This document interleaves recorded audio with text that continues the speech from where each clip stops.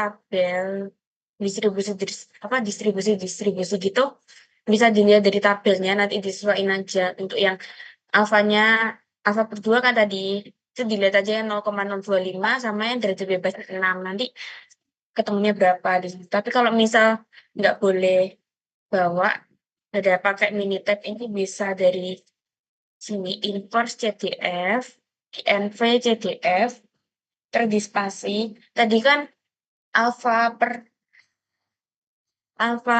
2-nya, di sini kan 0,025. Berarti kalau dipakai inverse CDF itu jadinya 1 dikurangi 0,025. Pakainya 0,975. Ini kan. Terus ini simpannya di K1. Terus titik koma, enter. Terus kalau udah keluar yang SUBC ini, kalian masukkan T, karena dia distribusi T kan. Terus spasi, derajat bebasnya 6, titik. Terus enter, print, K1. Nah ini, ketemunya ini 2,44691. Ini kan sama kayak 2,447. Waduh.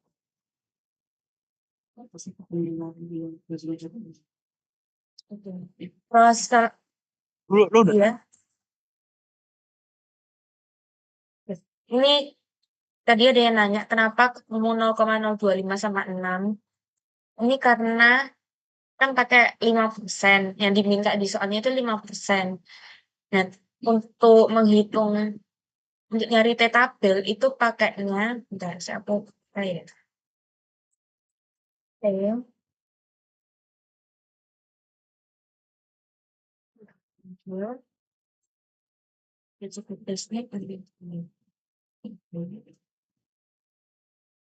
Nah, buat ngitung T-tabel itu ini T-nya, bentar, zoom. T alfa per 2 sama derajat bebasnya itu N-2. Nah, alfanya tadi kan 5%. Dan 5% kalau dibagi 2 kan berarti 2,5%. 2,5% itu 0,025. Terus N-nya tadi kan di soalnya ada 8 data. Terus dikurangi 2, jadi ada 6. Ini derajat bebasnya 6. Terus N-nya 0,025. Di sini apakah bisa dipahami?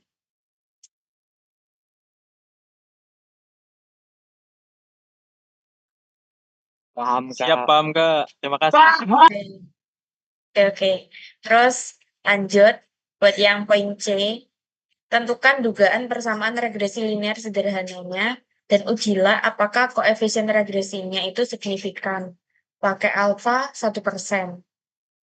Kan kalau dari soalnya itu, misal kita cari, kita jabarin, untuk sigma xi, total yang dari data yang x ini, itu pertemuannya 93. Terus sigma yi, total yang y, itu 31,9.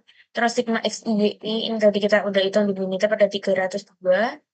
Sigma xi kuadrat itu ada 1283, nanti jumlah dari kolom C13. Terus sigma yi kuadrat jumlah kolom C14 ini, itu ketemunya 152,25. Terus X bar dan Y barnya juga sudah aku cantumin tadi di poin A. Terus kita ngitung beta 1 topi sama beta 0 topi. Yang pertama itu kita hitung dulu beta 1 topi. Beta 1 topi itu rumusnya sigma x ini dikurangi n x bar y bar dibagi sigma x kuadrat dikurangi n x bar kuadrat. Nah, hasilnya ini kalian tinggal substitusi aja dari yang diketahui ini ke persamaan ini. Nanti ketemunya min 0,34. Terus beta 0 topi, itu rumusnya Y bar dikurangi beta 1 topi dikali X bar. Y barnya 3,988 dikurangi beta 1 topinya min 0,34 dikali X barnya 11,63. Ketemunya 7,96. Jadi juga persamaan regresi linear sederhananya itu Y topi sama dengan beta 0 topi dikurangi beta 1 topi X. Jadi Y topi sama dengan 7,95 dikurangi 0,34 X. Jadi ini sebenarnya itu beta 0 topi ditambah beta 1 topi X ditambah beta 2 topi X dan seterusnya. Cuma di sini kan kita cuma sampai beta 1 topi tok. Jadinya ya udah sampai beta 1 topi. Terus karena ini negatif, makanya ini berubah jadi minus gitu. Terus untuk hipotesis untuk menguji signifikansi koefisien regresi H0-nya beta 1 sama dengan 0, H1 beta 1 tidak sama dengan 0. Daerah kritis setelah H0 jika T-nya itu kurang dari min 3,707 atau lebih dari 3,707. Karena ini ujinya kan dua arah, soalnya ini tandanya tidak sama dengan. Jadi nanti daerah kritisnya ada yang kurang dari, ada yang lebih dari. Terus ini kalian cari SXX sama SYY-nya, sama SXY-nya.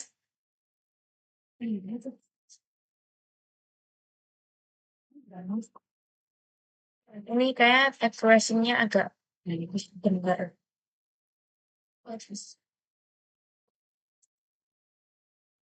Nah, nyari SXX itu rumusnya sigma XI kuadrat dikurangi NX bar kuadrat. Ketemunya ini, terus SYY-nya ketemunya ini. Tadi kan kita yang diketahui kan cuma X bar biasa sama Y bar biasa, tapi di rumusnya itu ada kuadratnya, jadi jangan lupa untuk dikuadratkan. Terus SXY juga ketemu ini. Terus kita nyari SE kuadrat. Nah, SE kuadrat itu rumusnya ini. 1 per N min 2 dikali SYY dikurangi beta 1 topi dikali SXY. Nah, ada 1 per 6 dikali 25,0168 dikurangi minus 0,34 dikali minus 69,0432. Ketemunya 0,257. Buat statistik ujinya, itu pakai T. Rumusnya beta 1 topi dikurangi beta 1 per SE. Nah, beta 1 topi kan min 0,34 dari sini tadi. Terus beta satunya berapa? Beta 1 itu pakai ini. Kalau misal cuma disuruh nyari ini kan. Nah, tentukan koefisien regresinya apakah signifikan, berarti dia pakainya 0. Tapi biasanya ada beberapa soal itu kayak dari soalnya itu mintanya itu bukan sama dengan 0, tapi di situ pasti dikasih kayak dari soalnya udah diketahui gitu. Jadi ini karena 0, terus ya wis, ini berarti 0 per akar 0,257. Ini kan karena ST-nya kuadrat, tapi di rumus T ini SE biasa, nggak pakai kuadrat, jadinya di akar dulu. Terus yang SX, ini akarnya SXX. Jadi SXX itu sama kayak SX kuadrat. Kayak dipakai akar. Terus ketemunya min 9,507. Keputusannya itu tolak H0 karena nilai min 9,507 ini itu dia lebih kecil daripada min 3,707. Jadi kalian buat ngelihat tolak H0 enggaknya itu ada dua pilihan gini. Antara dia lebih dari 3,7 atau dia kurang dari min 3,7. Karena dia kurang dari min 3,7 berarti dia tolak H0. Terus kesimpulannya terdapat pengaruh dari herbisida dengan berat terhadap berat kering biomas. Terus kalau langkah-langkah buat Minitab, ya kan tadi kita sudah input datanya kan ya. Sorry. Nah, X sama Y. Jadi tinggal langsung aja langkah-langkahnya itu ada start, regression, terus regression lagi, terus fit regression model. Klik, terus inputkan respon. Nah, responnya kan yang Y. Terus continuous predictor itu yang X. Terus ini kan tadi dia mintanya selang kepercayaannya kan 1% ya. Ini kan 1%. Berarti di option itu diganti jadi 99. Gini. Di bagian optionnya. Terus ini juga udah benar two side karena emang dua arah. Oke. Terus oke. Ini yang dilihat bukan mobil ANOVA, tapi regression equation. Nah, regression equation ini yang tadi persamaan regresi, penduga persamaan regresinya. Ini kan kurang lebih sama, paling beda desimalnya aja kalau antara perhitungan manual sama Minitab. Terus buat yang ini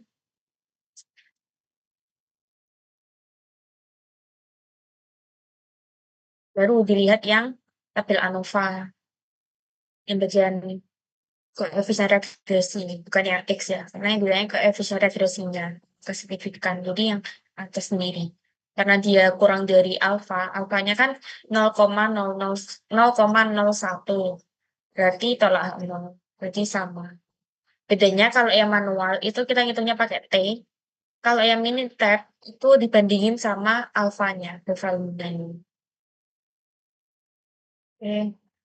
Terus soal selanjutnya, tentukan selang kepercayaan 99% bagi koefisien regresinya. Buat selang kepercayaan, ini rumusnya, beta 1 topi dikurangi T, T-nya ini pakai alfa per 2. Kan ini kalau 99% berarti alfanya kan 1%. Tingkat kesalahannya itu 1%. Kalau alfa per 2 berarti kan 1% dibagi 2. Nah, 1% dibagi 2 itu 0,005. Terus 6 ini derajat bebasnya, yaitu N-2, 8 dikurangi 2. Terus dikali SE dibagi SX, kurang dari beta 1, kurang dari beta 1 topi ditambah, dan seterusnya. Jadi antara sisi kiri sama sisi kanan ini bedanya cuma di tanda plus sama minus. Kalau kiri minus, kalau kanan plus. Terus tinggal dimasukkan beta 1 topinya minus 0,34. Terus ini kalian bisa lihat di tabel T, itu 3,707, terus SE-nya tadi 0,5, SX-nya 14,17. Terus nanti hasilnya ketemu ini. Jadi selang kepercayaan 99% bagi kepercayaan regresinya itu ini antara minus 0,47 sampai minus 0,2. Terus ini soal gambarkan garis regresi tersebut dalam diagram pencar. Ini kayak nggak bakalan keluar juga di soalnya soal kalau gambar-gambar kayak gini, tapi nggak apa buat menambah pengetahuan kalian. Jadi ini langkah-langkahnya itu dari graph, terus scatter plot yang paling atas, oke, terus ini dipilih yang with regression biar ada garisnya. Kalau simple itu kan nggak ada garis regresinya, jadi pakai yang with regression. Oke. Terus variabel Y-nya masukkan yang Y, X-nya masukkan yang X. Oke. Nah, untuk ini. Begini. Buat poin berapa aja tadi? C, D, E, apakah ada yang ditanyakan? Ini sih Kak, kalau misalkan yang selang kepercayaan itu dicari pakai Minitab itu bisa apa enggak ya? Apa Yang pakai ini. iya,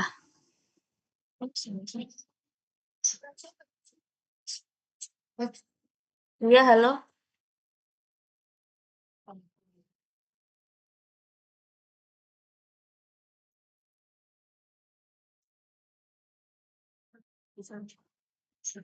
Sorry, kurang kedengaran suaranya. ya permisi Mbak. Eh, Ya. Sama mau tanya itu untuk yang selang kepercayaan itu bisa pakai yang di opsinya Minitab gitu enggak? Bisa pakai cara yang di Minitab.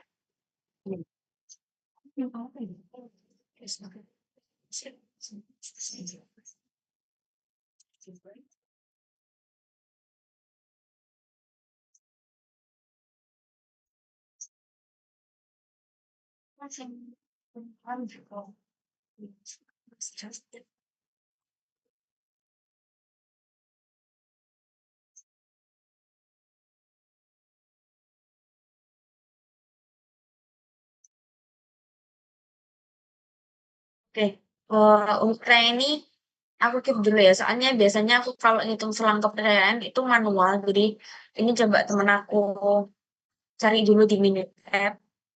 Kayaknya sih bisa, cuman bentar, nanti aku sampein share nih. Yang lain apakah ada yang ditanyakan?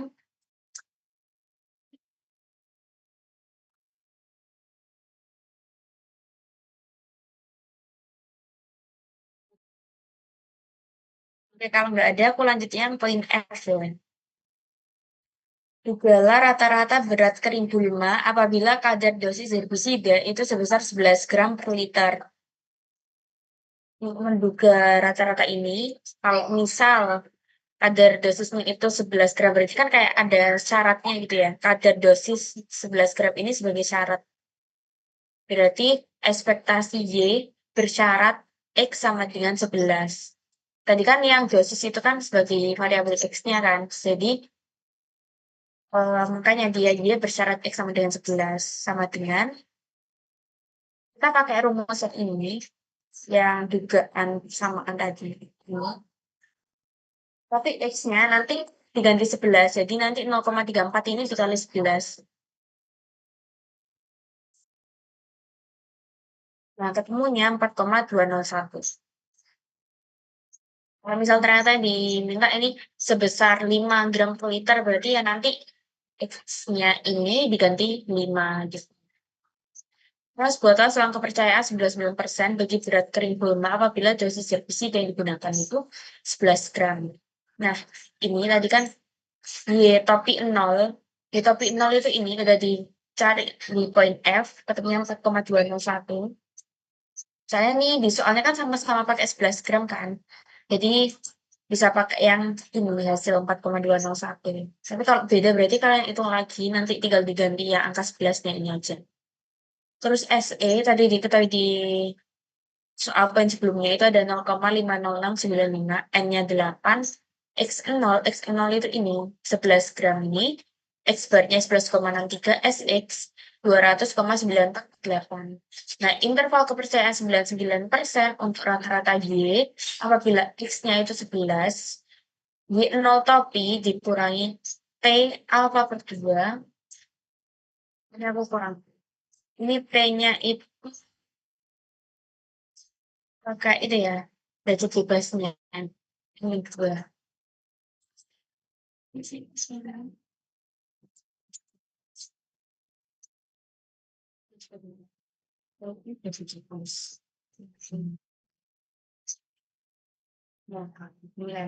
Rumusnya itu nanti T, T tabel itu dikali SE dikali akar 1/N ditambah X0 dikurangi X bar kuadratkan per SXX.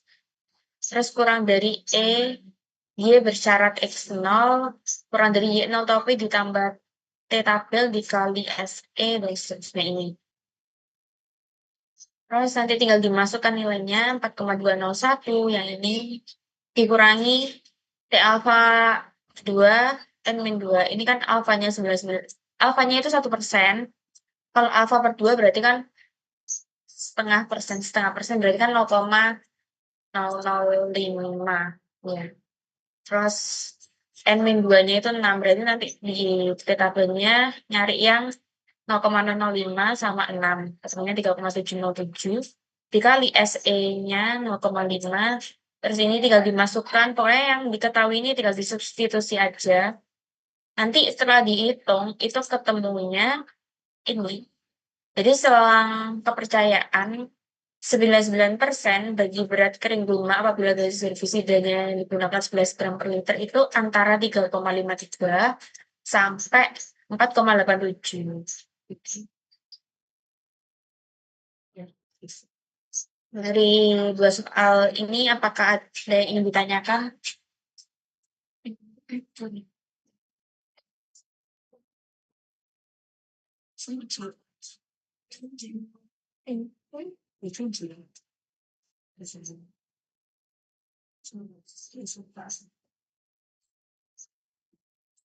Oke, aku lanjut soal nomor 5.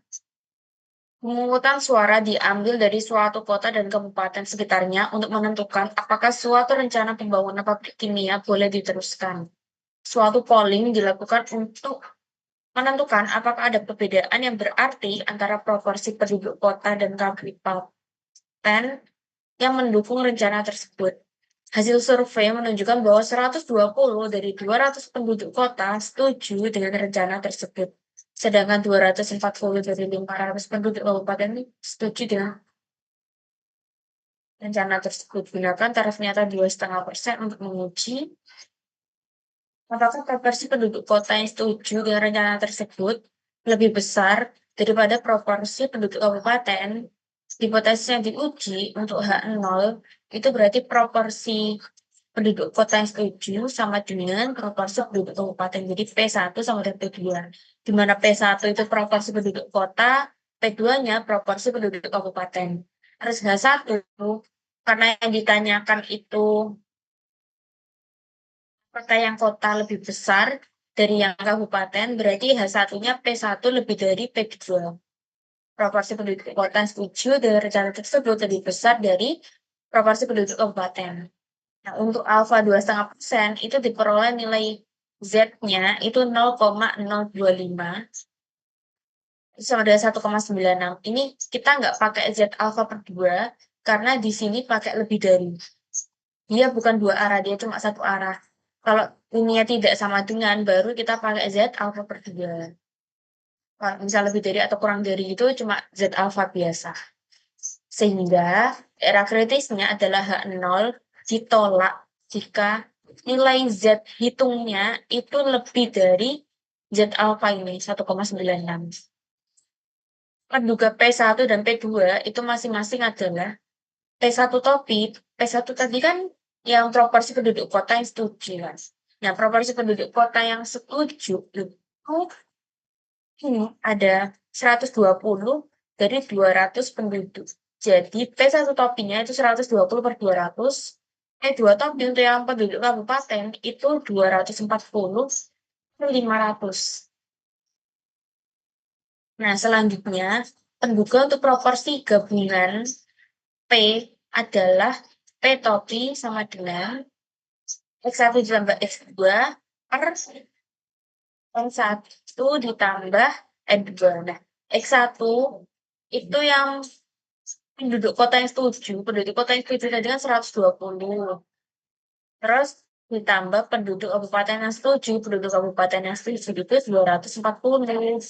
Jadinya pembilangnya itu nanti 360. Terus penyebutnya itu total penduduk kabupaten ditambah penduduk kota 700. Jadi porsi gabungan antara kota dan kabupaten itu 360 per 700. Sehingga diperoleh topi itu berarti yang enggak setuju, proporsi gabungan yang enggak setuju. Kalau yang enggak setuju berarti kan tinggal 1 dikurangi P topi kan. 1 dikurangi 360 per 700 itu ketemunya 340 per 700.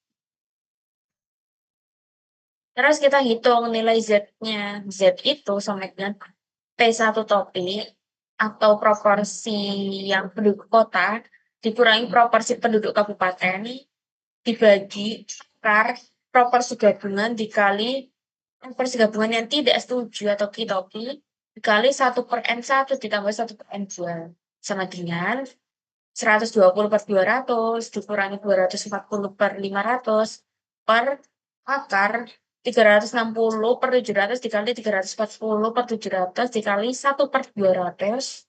N1 itu yang penduduk kota dari 200, terus yang penduduk kabupaten 500. Nah, ketemunya 2,87. Karena nilai Z hitung 2,87 ini itu lebih dari Z alpha 1,96, di mana ini tuh memenuhi daerah kritisnya. Jadi keputusannya itu tolak H0. Dan kesimpulannya, proporsi penduduk kota yang setuju dengan rencana tersebut lebih besar daripada proporsi penduduk kabupaten. Karena tolak H0 kan, tolak H0 berarti dia terima H1. Nah, H1 kan kayak gini hipotesisnya. Jadi, ya kesimpulannya ambil dari ini, proporsi ini. kota lebih besar daripada yang kabupaten. Terus buat langkah-langkah di Minitab, itu pakai stat, basic statistik, karena dia itu ada 2 proporsi, yaitu kota dan kabupaten, jadi kita pakainya 2 proportion ini. 2 proportion. Terus ini diganti summarize data, jadi nanti kalian kayak inputin datanya di sini. Number of event untuk sampel 1, jadi sampel 1 tadi yang kota, itu kan yang setuju ada 120 orang. Terus total penduduk kotanya itu ada 200 orang. Terus untuk yang sampel kedua, itu yang kabupaten, yang setuju itu ada 240, dari totalnya itu ada 500. Terus kita klik option. Optionnya, ini tadi kan dia mintanya itu alfanya 2,5 kan. Berarti di sini kan 97,5 gini. Disesuaikan, berarti nanti jadinya 97,5. Terus ini bagian alternatif hipotesis, ini kan tandanya tidak sama dengan. Ini diganti, jadi lebih dari. Sesuai yang diminta soal, kan ini yang diminta apakah yang kota lebih dari kabupaten, berarti ya udah, ini lebih dari. Soalnya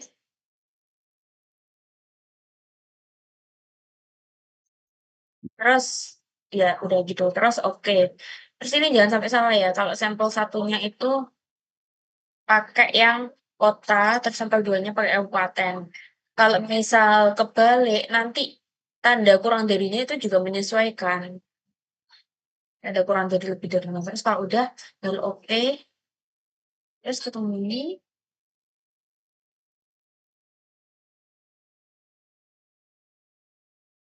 Kalian lihat di ini, yang tes ini. Ya ini ketemukan hipotesisnya. Untuk hipotesis 0, P1 min P2 itu sama dengan 0. Terus hipotesis satunya P1 min P2 itu lebih dari 0. Ini kalau misal di pindar was itu kan sama aja kayak hipotesis yang aku tuliskan. P1 sama dengan P2 sama P1 lebih dari P2. Terus Z value-nya, mana tadi? Sebenarnya ada kayak sedikit perbedaan ya antara perhitungan manual sama Minitab, mungkin dari pembulatannya atau gimana. Kalau yang Z manual ini katanya 2,87, yang Z Minitab itu katanya 2,91. Tapi secara kesimpulan dan keputusan itu tetap sama, yaitu tolak H0.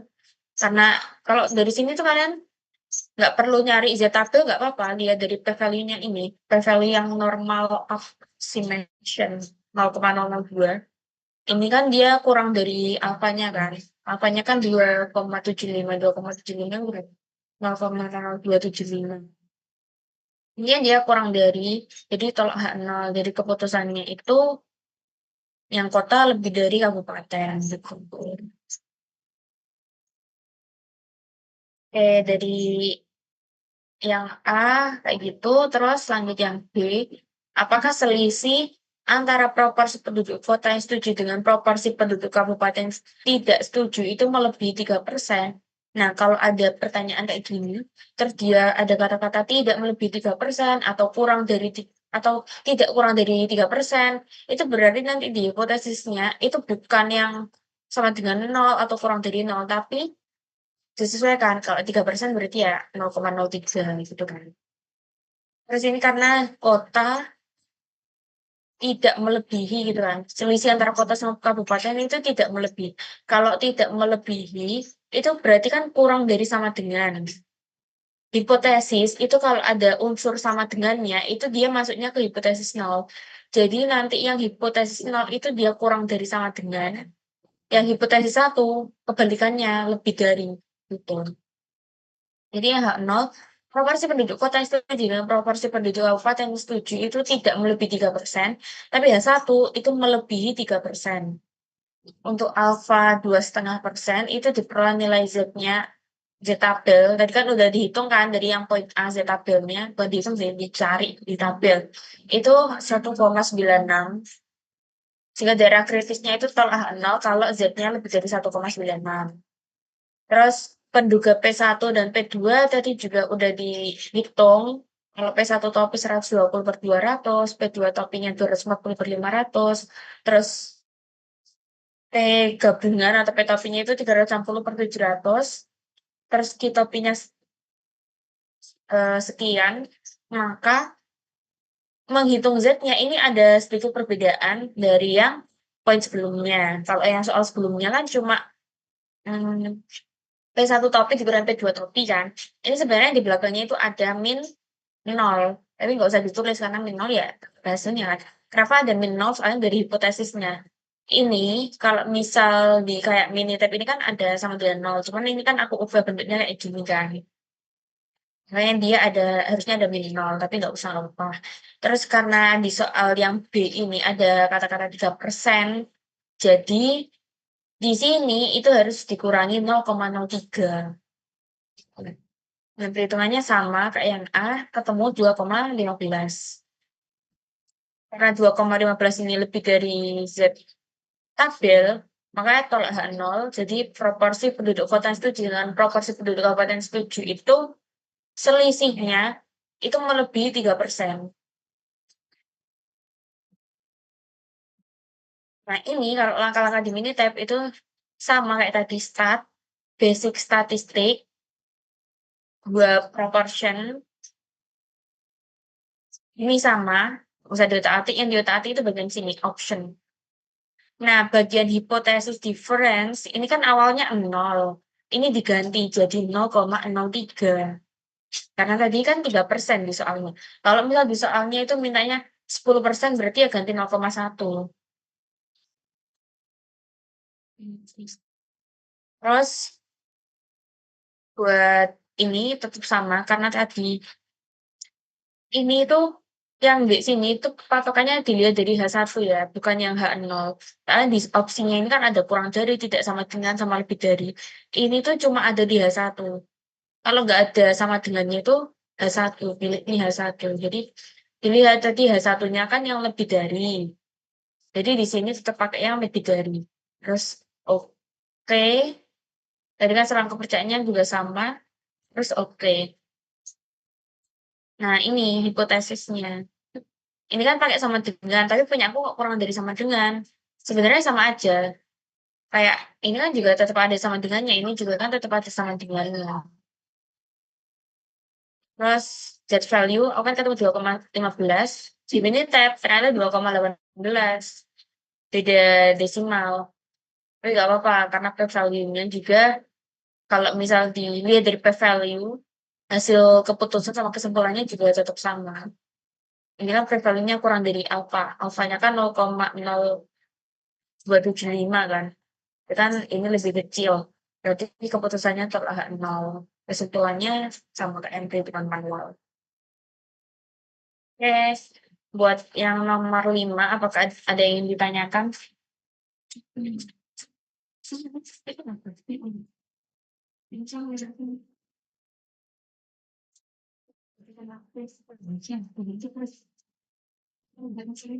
Oke, aku lanjut soal nomor 6. Semua penelitian dilakukan untuk mengamati kandungan asam askorbat dalam sari air jeruk.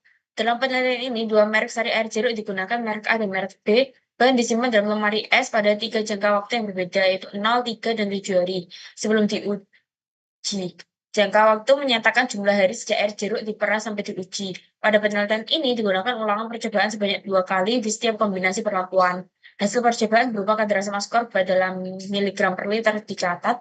Ringkasan berupa jumlah pengamatan dari 2 percobaan untuk tiap sel atau kombinasi perlakuan itu tercatat sebagai berikut dengan nilai JKE-nya 3,5.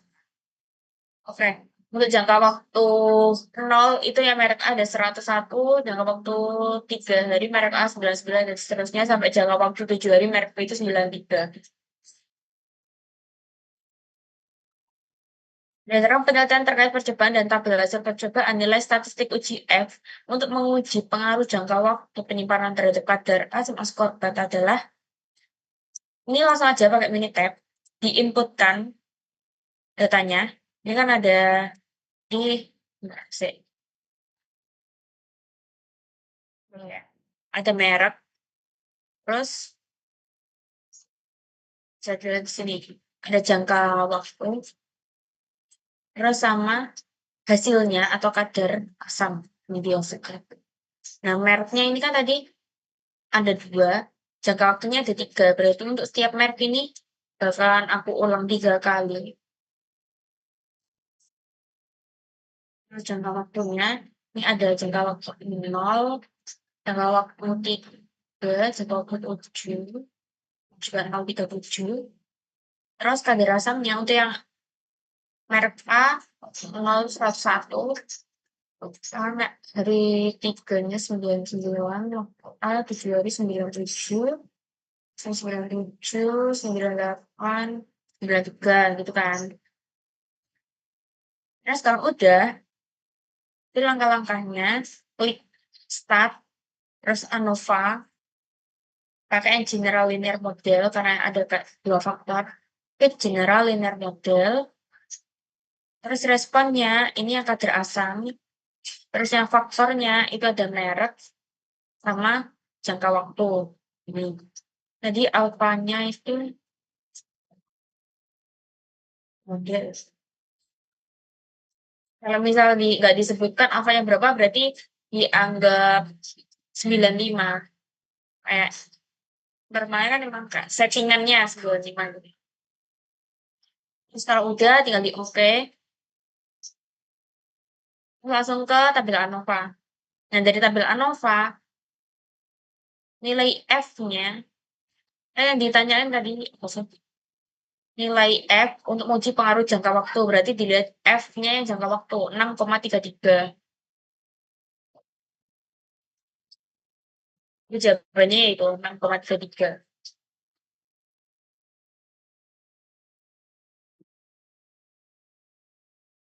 Oke.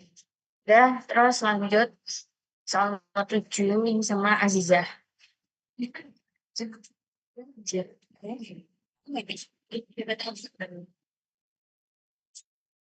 Oke, aku lanjutin ya yang nomor 7. Jadi, ini nomor 7 ini juga masuk ke salah satu bentuk soal ANOVA. Nah, tapi ini aku minta maaf banget, kalian kan ternyata nggak ada rancangan faktorial ya. Ini nggak apa-apa deh buat jaga-jaga aja kalau misal besok itu ada soal yang mirip kayak gini. Ini aku ambil dari soal UASku yang dulu semester 2. Bedanya tuh kalau rancangan faktorial, tadi kan kalau rancangan acak lengkap itu kan ada 2 faktor. Nah, kalau rancangan faktorial ini ada 3 faktor, yaitu pasti, kelembapan, sama ulangan. Ulangannya itu biasanya tuh di tengahnya sini.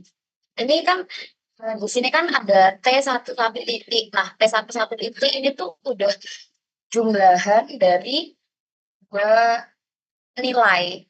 Jadi kan tadi kan ada 2 kali ulangan ya. Nah, T11 titik ini ulangan pertama sama ulangan kedua itu udah dijumlah. Nah, terus biasanya tuh kalau misal kayak Juli, ini kan udah yang T11 titik ini kan udah penjumlahan. Jadi besar soal kayak gini tuh bisa dikerjain pakai Minitab. Jadi harus manual kalau misal emang besok ada soal yang bentuknya kayak gini. Nah, di soalnya itu biasanya udah diketahui ini juga, kayak beberapa perhitungan tuh udah diketahui, jadi mempermudah kita dalam perhitungan selanjutnya. Kalau ini kan kita kan cari apakah kelembapan berpengaruh pada gaya yang diperlukan untuk menarik. Jadi kan, kita ketahui kalau ini tuh kita masuk di ANOVA juga. Jadi kita hitung manual itu nanti tujuannya itu buat tabel ANOVA kayak gini. Nah, yang pertama kita cari JKT-nya dulu. Ini kan rumus JKT tuh agak rumit ya. Jadi kalau besok boleh bawa cheat sheet, mending rumus-rumus kayak gini tuh ditulis aja di cheat sheet-nya. Nah, ini kan rumus JKT itu kan kayak gini. IJ sigma X kuadrat IJK itu kan udah diketahui di soalnya ya. Ini di minus T titik titik titik kuadrat per RCR-nya. titik-titik kuadrat itu total dari semuanya itu dikuadratin per R-nya itu ini baris, banyaknya baris, terus C-nya itu banyaknya kolom, dan N-nya itu banyaknya ulangan. Jadi ini kan barisnya ada A, B, C, jadi ada 3, C-nya itu ada 3 juga, N-nya itu ada 2. Terus didapetin hasilnya itu segini, 435,35778. Terus yang kalau JKT-nya udah kita ketahui, kita langkah selanjutnya tuh cari JKB. Terus kalau JKB-nya itu udah diketahui juga, ini kan udah kita tahu juga ya C-nya itu tadi apa, N-nya itu tadi apa. Jadi nggak akan aku jabarin satu-satu lagi. Terus ini kita hitung JKK-nya. JKK itu, nah ini deh. JKB tadi, ini kan JKB, jumlah kuadrat baris. Nah, ini TI titik-titik kuadratnya itu kita hitungnya itu ini.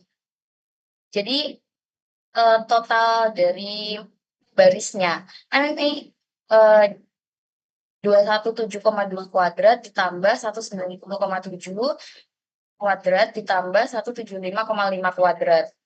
Kalau yang JKK itu kan jumlah kuadrat kolom. Jadi yang dijumlah itu yang ininya. Kalau di interaksi itu yang dijumlahin itu yang tengah ini.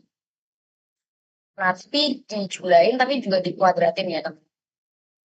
Terus ini kan rumusnya agak panjang, jadi aku saranin benar-benar dicatat di sheet-nya aja. Terus yang kelima itu kita cari JKE-nya. JKE itu JKT dikurangi JKB dikurangi JKK dikurangi JK interaksi A dan B. Ini kan udah kita hitung semuanya di atas. Terus didapetin hasilnya ini. Nah, terus dari hasil tadi itu kita buat tabel ANOVA seperti ini. Derajat bebas itu kan yang pertama derajat bebas dari jenis plastik. Jenis plastik tadi kan ini kan ada 3. Nah, derajat bebas itu rumusnya R-1. Tadi kan R-nya ada 3. Nah, berarti 3 dikurangi 1 itu kan 2. Terus derajat bebas kelembapan itu C-1, berarti 3 minus 1 itu 2. Derajat interaksi itu R-1, C-1. Nah, ini kan rumus-rumus kayak tabel ANOVA ini kan juga ada di kalian kalau setauku. Itu kalau bisa ditulis juga nggak apa-apa, kalau udah hafal ya udah nggak usah ditulis berarti. Terus ini errornya itu RC kali N-1, jadi N-nya tadi 3, C-nya itu 3, N-nya itu 2, jadi hasilnya itu 9. Terus totalnya itu rumusnya RCN-1. R-nya tadi kan 3, berarti 3 kali 3 9, 9 kali 2 itu 18, 18 minus 1 itu 17. Terus jumlah kuadrat, kan jenis plastik tadi kan di sini tuh kan sebagai ya atau baris. Nah, ini kan berarti jumlah kuadratnya itu yang dimasukin JKB-nya. Ini terus kalau kelembapan itu yang JKK, interaksi itu yang JKAB, errornya itu JKE, dan totalnya itu JKP. Kuadrat tengah ini didapatkan dari jumlah kuadrat dibagi derajat bebasnya. Nah, ini berarti yang 74,23 itu didapetin dari 148,5 dibagi 2. Begitu pula yang di bawah-bawahnya. Jadi, kalau yang 5,56 itu jumlah kuadrat error dibagi derajat bebasnya error. Terus, untuk cari value-nya ini, yang ini itu tuh kuadrat tengah, yang kuadrat tengah jenis plastik dibagi errornya. Jadi semua value di sini itu didapetin dari kuadrat tengah masing-masingnya dibagi kuadrat tengah error. Jadi didapatkan hasilnya itu seperti ini. Nah, kalau tabel ANOVA-nya itu sudah terbentuk kayak gini, nanti langkah selanjutnya itu kita menentukan hipotesis. Karena tadi kan ada 3 ya, kalau ya kan ada 3. Nah, berarti kan hipotesisnya juga ada 3. Jadi hipotesis untuk barisnya, hipotesis kolom, sama hipotesis untuk interaksi. Nah, ini kan kalian kan nggak ada rancangan faktorial ya kan ya ternyata. Berarti untuk interaksinya nggak usah dipakai, nggak apa-apa. Terus untuk hipotesis barisnya itu, ini tadi kan barisnya itu kan ada 3, berarti A1 sama dengan A2 sama dengan A3 sama dengan 0. Atau tidak ada pengaruh antara tidak ada pengaruh jenis plastik terhadap gaya yang diperlukan untuk menarik plastik yang diulik sampai terpisah. Jadi kalau yang dari sepemahamanku, H0 itu pasti tidak ada pengaruh. Kalau H1 itu biasanya pasti ada pengaruh. Jadi aku inget-ingetinnya gitu sih. Terus ini kan dengan daerah kritis tolak H0 jika F nya itu lebih dari F tabel. F tabelnya itu alfa derajat bebas 1, derajat bebas 2. Ini nilai ini diperoleh dari tabel, F tabel. Terus didapetin hasilnya itu 4,26. Terus dibuat keputusan. Tadi kan F-nya buat baris kan 13,351.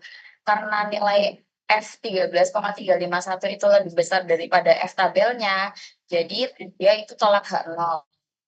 Terus diambil kesimpulan terdapat pengaruh antara jenis plastik dengan gaya yang diperlukan untuk menarik plastik yang diulik sampai terpisah. Begitu pula untuk hipotesis yang kolom. Gitu. Apakah dari sini ada yang ditanyain atau mungkin aku kecepatan gitu?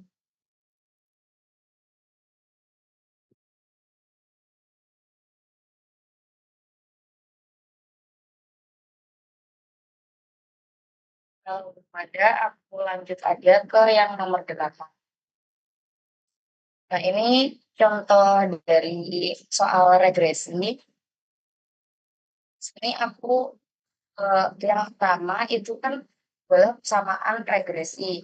Nah, juga persamaan regresi itu Minitab biar cepat cepat bikin dulu.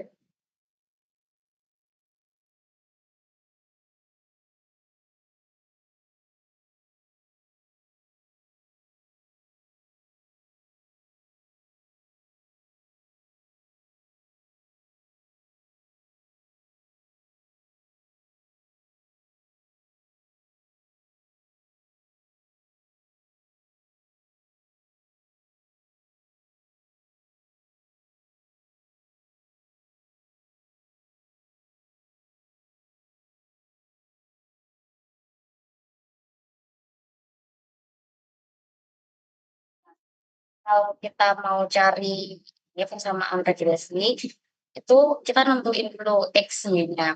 Kan ini kan diduga ada pengaruh cuaca hujan bulanan terhadap suhu udara. Nah, pengaruh cuaca hujan bulanan di sini itu sebagai X-nya. Terus suhu udara itu sebagai Y-nya. Soalnya curah hujan bulanan itu bisa mempengaruhi suhu udara gitu. Jadi langkah pertama yang kita harus kita lakukan itu nentuin X-nya kalau soalnya kayak gini. Terus di Minitab-nya kita pencet start, terus regression lagi, terus di fit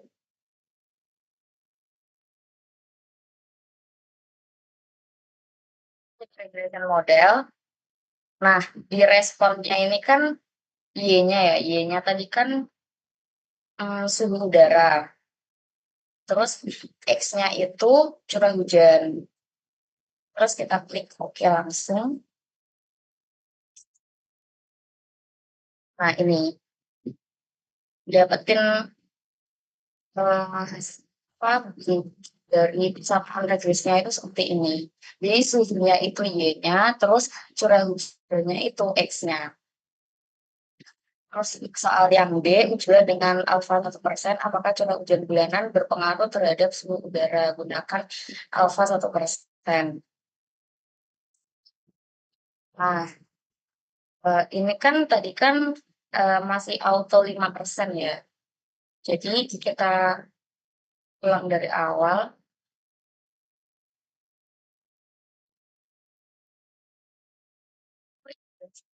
Berapa? Sorry. Jadi ini kalau misal alfanya itu 1%, di option tadi kita ganti confidence levelnya itu jadi 99. Jadi 100 dikurangi 1 kan 99. Oke. Terus kita lihat di tabel ANOVA-nya.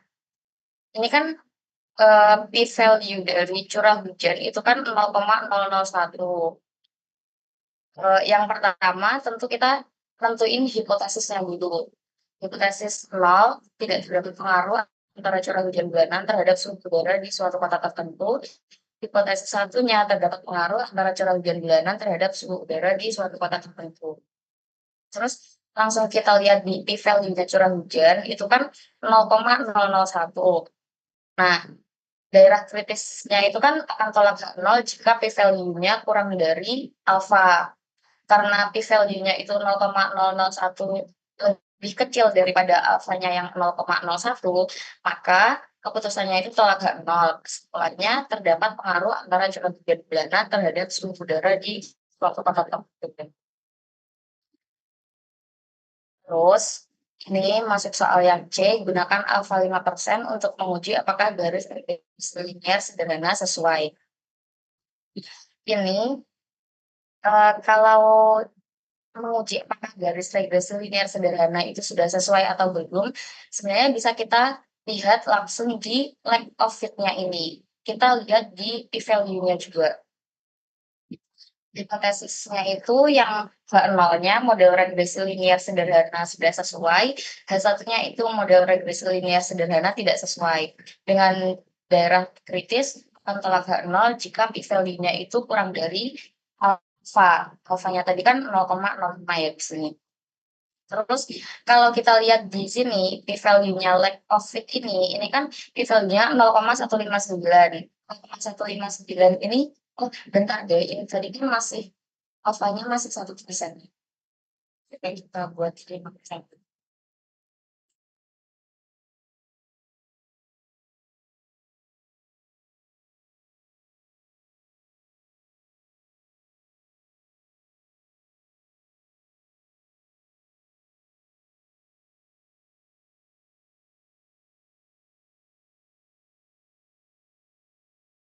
Ternyata sama 5% hasilnya sama. Jadi ini kan p-value dari lack of fit ini kan 0,159 ya.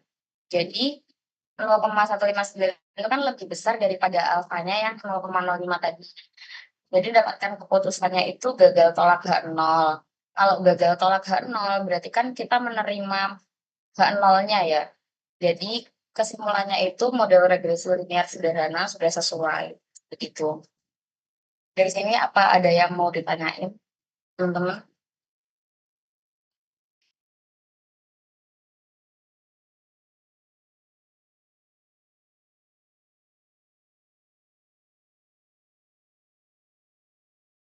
Kalau nggak ada, aku lanjut ke soal nomor 9. Suatu mesin minuman dianggap di luar kendali jika variasi isi minuman yang dikeluarkan melebihi 1,15 desiliter.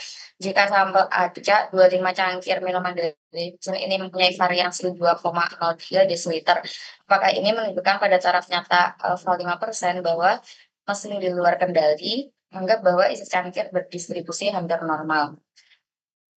Nah, langkah yang pertama ini bisa dicatat ya teman-teman. Ini dihitung manual misalnya. Langkah yang pertama itu kita nentuin hipotesisnya. Hipotesis 0 itu pasti sama dengan. Nah, ini 1,15 ini didapetin dari sini. Kan ini kan yang ditanyain tadi kan apakah ini menunjukkan pada taraf nyata alfa 5% bahwa mesin di luar kendali. Berarti kan kalau yang di luar kendali tadi kan melebihi 1,15 desiliter. Jadi H0-nya itu kita pakai 1,15, terus H1-nya itu lebih dari 1,15, soalnya kita mau buktiin kalau mesinnya itu di luar kendali. Terus dengan daerah kritis tolak nol jika C-square hitungnya itu lebih dari C-square tabel.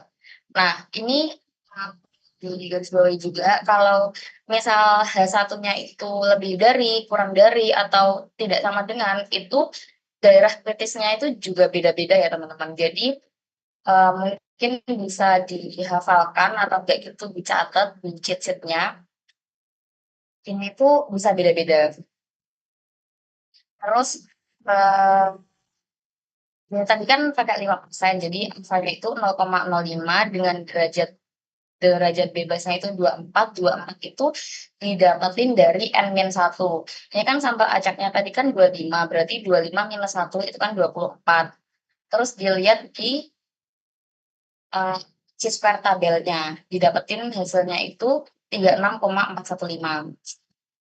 Terus ini rumus dari uji statistiknya. N-nya tadi kan 25, terus N-1 S kuadrat itu diambil dari ini variansi. S kuadrat itu variansi ya teman-teman. Nah, S kuadratnya itu kan dari ketahui di soal 2,03, jadi langsung dimasukin aja. Terus ini sigma 0 kuadratnya itu dari soal yang ini 1,15. Jadi di hipotesisnya itu.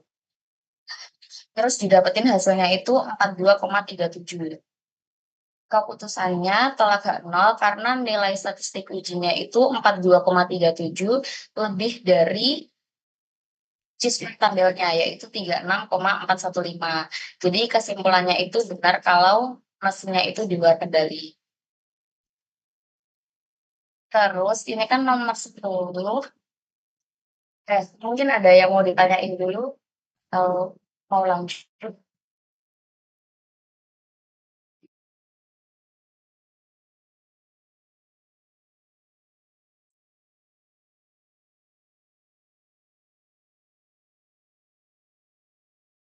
Sini nomor 10 kayaknya nggak perlu ya teman-teman. Ternyata kalian di materinya itu nggak ada uji normalitasnya. Tapi nanti kalau mau dibaca tentang langkah-langkahnya juga bisa kok. Nanti kan saya aku kirim grup WA. Mungkin ini udah ya habis di soal.